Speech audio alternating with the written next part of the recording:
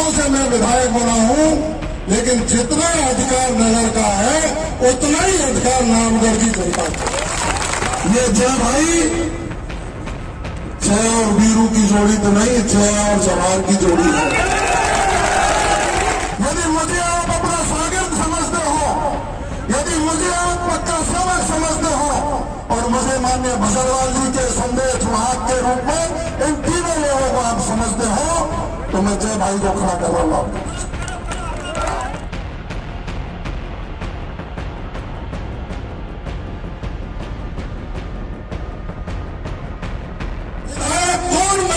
कौन नहीं बनेगा ये जरूरी नहीं है। यहाँ से कमल का फूल जीत करके भजनलाल जी की झोली में जाए, ये प्राथमिकता हमारी।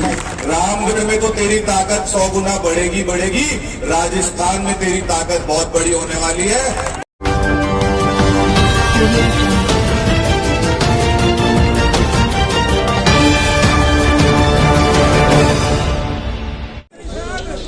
माननीय अध्यक्ष जी से मैं इजाजत ले लूं। अध्यक्ष जी, हमारे बीच में राजस्थान सरकार के बहुत ही कद्दावर मंत्री आदरणीय श्रद्धेय गौतम जी दत्त साहब, विराटनगर के युवा उत्साही विधायक आदरणीय कुलदीप जी धनखड़ साहब, भाई जय आहूजा जी के परम मित्र, जयपुर नगर निगम के उप महापौर आदरणीय पुनीत जी कर्णावत साहब, हमारे पूर्व जिलाध्यक्ष पाटा जी, राजेंद्र कसाना जी, हमारे महंत सिंह महाराज और मीनाक्षी आहूजा। अब मैंने मीनाक्षी का नाम क्यों लिया, ताली बजाओ।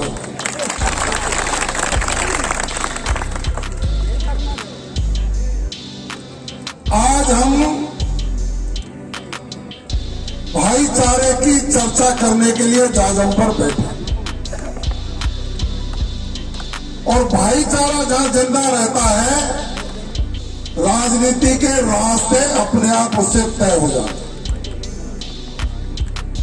मैं आपकी पड़ोस की विधानसभा से विधायक हूं। अब एक आदमी कहो, मेरे से कोई किसी को शिकायत है क्या?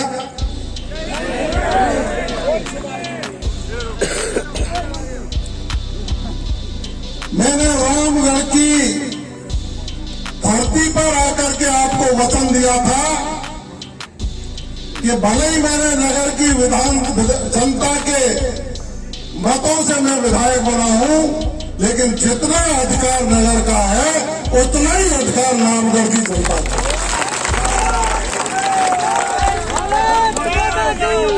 कहा था या नहीं कहा था? मैंने यह भी कहा था कि जय आहूजा भले ही विधायक नहीं बने हो, आपका जोश और खरोश उस समय ठंडा था जिस समय मौका मिला था। मैं सत्य कहने से नहीं चूका। जिस समय मौका था उस समय आप ठंडे थे। मैं तो जय आहूजा को धन्यवाद दूंगा कि थोड़ी वोट लेने के बाद भी इनके दिल में जो जुनून, जो ज्ञानदेव आहूजा जी के संस्कार थे, जो भारतीय जनता पार्टी के संस्थापक दीनदयाल उपाध्याय, श्यामा प्रसाद मुखर्जी के संदेश को लेकर जनता के बीच में आपके मान और सम्मान की लड़ाई लड़ने के लिए 24 घंटे उपस्थित रहा।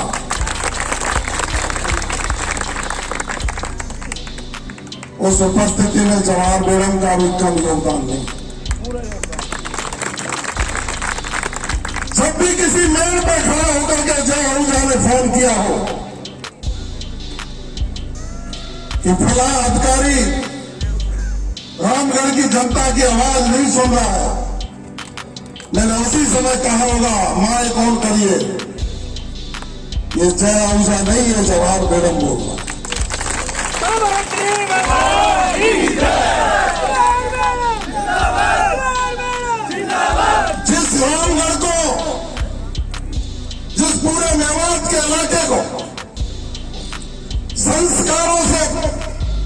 सरसब्ज करके उन लोगों से लड़ने के लिए तैयार किया हो जिन लोगों से आपकी बहन बेटियों की इज्जत बचाना किसी समय मुश्किल हो गया। उन लोगों के खिलाफ लड़ने को आपको तैयार किया हो जो गरीबों की जमीन पर कब्जा करते हो। उन लोगों के खिलाफ लड़ने के लिए तैयार किया हो जो सरेआम गौ तस्करी करते हो, ओएलएक्स की ठगी करते हो। क्या हम परिवार में दरार डालकर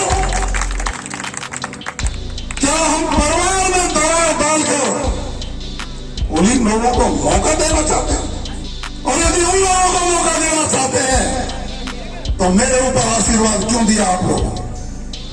उन्हीं लोगों को वो मौका दे देते, उन्हीं लोगों को मौका आपने पहले दे दिया। 10 महीने आपने कष्ट भोगे, मैं तो धन्यवाद दूंगा जय को कि आपके बीच में जाकर के आपके सुख दुख में शामिल होना।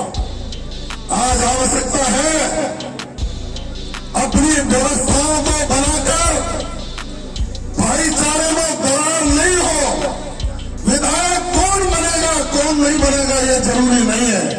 यहां से कमल का फूल जीत करके भजन लाल जी की झोली में जाए, ये प्राथमिकता हमारी है।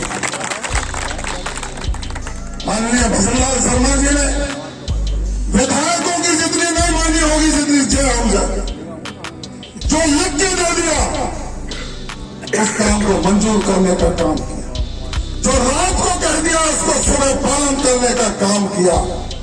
आज वो प्रदेश के मुख्यमंत्री हैं, आदरणीय ज्ञानदेव आहूजा जी की मंशा जय भाई ने कही है।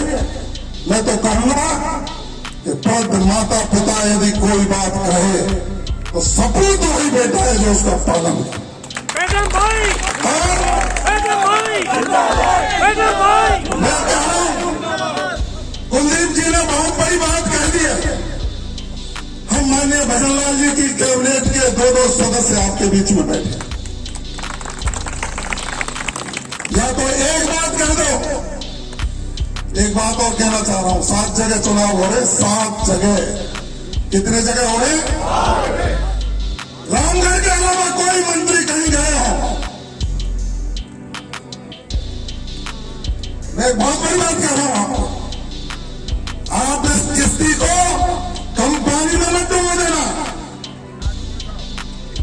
और कहीं कोई भी सरकार के मंत्री गए हो आज की दिनांक तक, ये इसलिए आए जय हमारा भाई है, जय हमारा भाई है, जय हमारा भाई है तो जीवन पर्यंत अपना वचन निभाने का वादा आप लोगों से कर सकते।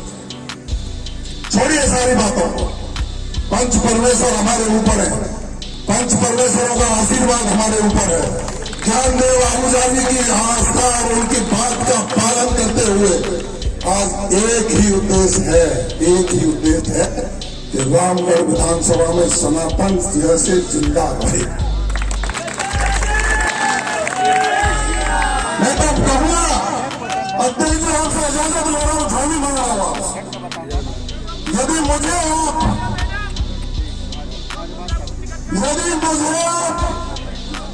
अपना भाई समझते हो, यदि मुझे आप अपना शागिर्द समझते हो, यदि मुझे आप पक्का सेवक समझते हो और मुझे माननीय भजन लाल जी के संदेश वाहक के रूप में इन तीनों लोगों को आप समझते हो तो मैं जय भाई को खड़ा कर रहा हूं।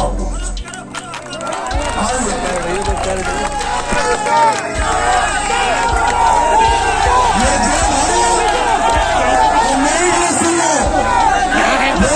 लो, अध्यक्ष जी, क्योंकि हमको एक जगह और जाना है। आपसे चरण छू करके निवेदन करना चाह रहा हूं, ये जय भाई जय और वीरू की जोड़ी तो नहीं, जय और जवान की जोड़ी है।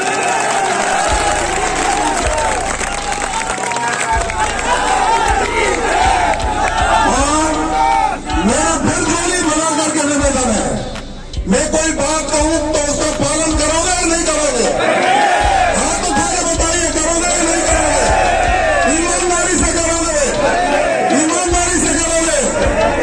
जय रामगढ़ का नेता नहीं है, राजस्थान का नेता है।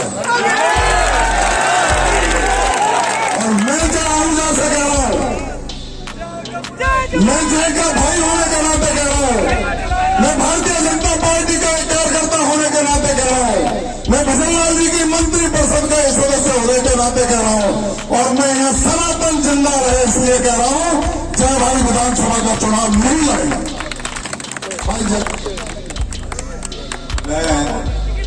मैं माननीय अध्यक्ष जी की अनुमति लेकर के, उनकी आज्ञा लेके सारी पंचायत को हाथ जोड़ के आए हुए सभी लोगों के हाथ जोड़ते हुए हमारे बड़े भाई हमारे सामने झोली ओढ़ रहे हैं।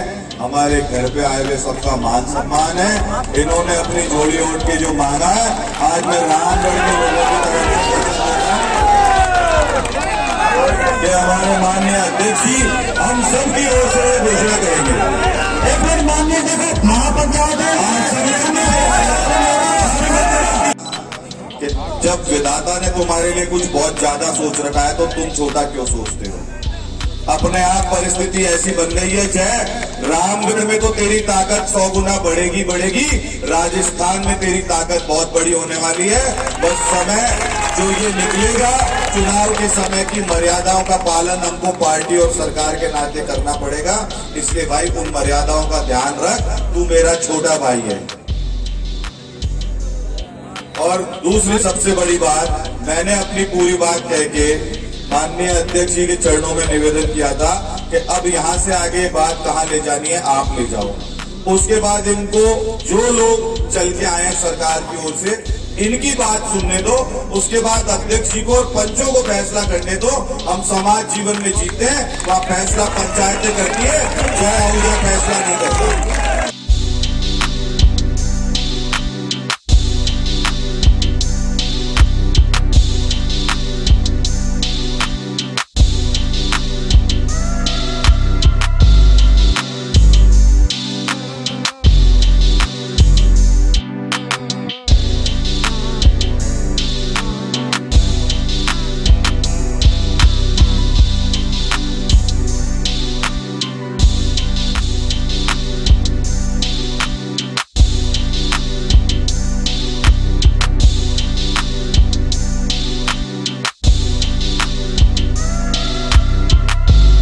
Subscribe now and press the bell icon.